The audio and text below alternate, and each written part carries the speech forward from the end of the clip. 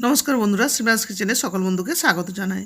বন্ধুরা, ছোট থেকে বড় সকলের পছন্দ একটা রেসিপি নিয়ে হাজির হয়েছি আজকে। তা হলো কেএফসি স্টাইলে চিকেন ফ্রাই।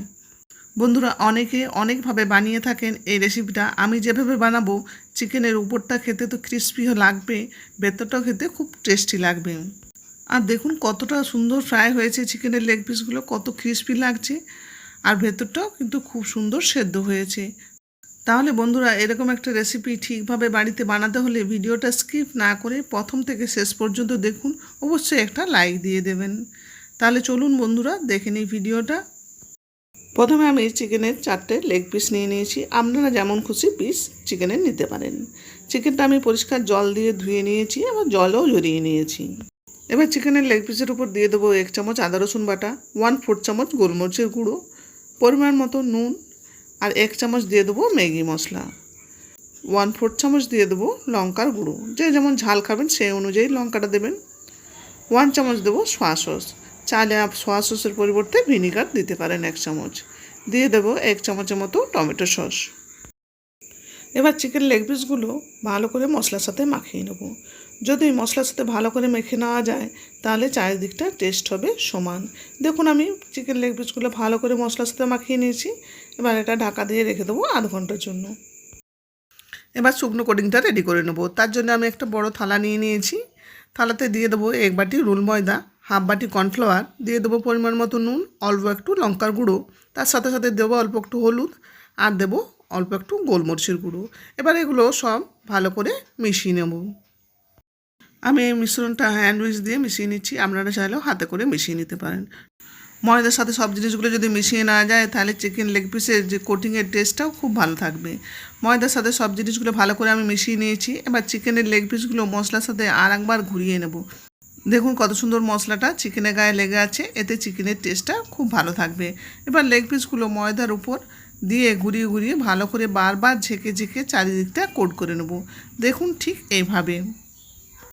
এবার বাটিতে বেশি করে খাবার জল আমি রেখে দিয়েছিলাম। সেই খাবার জলে আমি কয়েক সেকেন্ডের জন্য চিকেন লেগ পিসটা ডুবিয়ে রেখে দেবো। তারপর জল ঝরিয়ে আবার তুলে নেব। তুলে নিয়ে ময়দার যে মিশ্রণটা, সেই মিশ্রণটা আবার কোট করে নেব এইভাবে। যদি দুবার কোট করে নেওয়া যায় তাহলে কোটিংটা খুব ভালো হবে। আর এইভাবে কোট করে নিতে পারলে চারদিকটা, তাহলে চারিদিকটা সমানভাবে চিকেনের টেস্ট বজায় থাকবে। আপনারা ময়দাটা ঝেড়ে ঝেড়ে এভাবেই কোট করে নেবেন। আমি দেখুন একটা রেডি করে নিয়েছি। এইভাবে আমি প্রত্যেকটা রেডি করে নেব। আর একদিকে আমি বেশ কিছুটা সাদা তেল গ্যাসে গরম হতে দিয়েছিলাম। তেল গরম হয়ে গেছে। এবার চিকেন লেগ পিসগুলো ফ্রাই করে নেব। প্রথমে হাই ফ্লেমে ফ্রাই করে নেব, তারপর লো ফ্লেমে করে নেব, যাতে ভেতরটাও ভাজা যায়। তেলটা আপনারা একটু বেশি দেবেন চিকেন ভাজতে। চিকেনগুলো ভাজা হতে হতে আমি আরও 2টো লেগ পিস রেডি করে নেব। নতুন বন্ধুরা আমার চ্যানেলে প্রথম ভিডিও দেখছেন, ভিডিওটি ভালো লাগলে চ্যানেলটি সাবস্ক্রাইব করে বেল আইকনটি প্রেস করে দেবেন। তাহলে আগামী দিনে নিত্য নতুন ভিডিও নোটিফিকেশান পৌঁছে যাবে সবার আগে আপনাদের কাছে।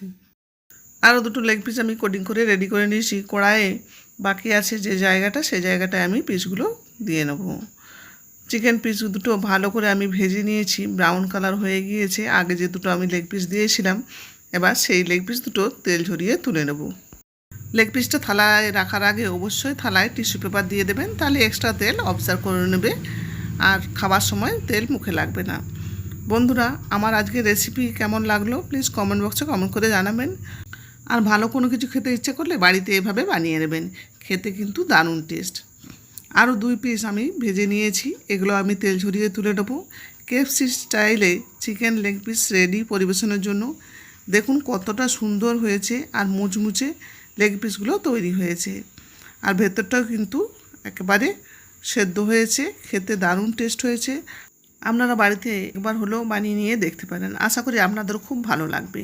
বন্ধুরা, আজকের রান্না যদি ভালো লেগে থাকে আপনাদের, please like, share and subscribe করে আমার পাশে থাকবেন। বন্ধুরা, আজ এই পর্যন্ত। সবাই সুস্থ থাকুন, ভালো থাকুন।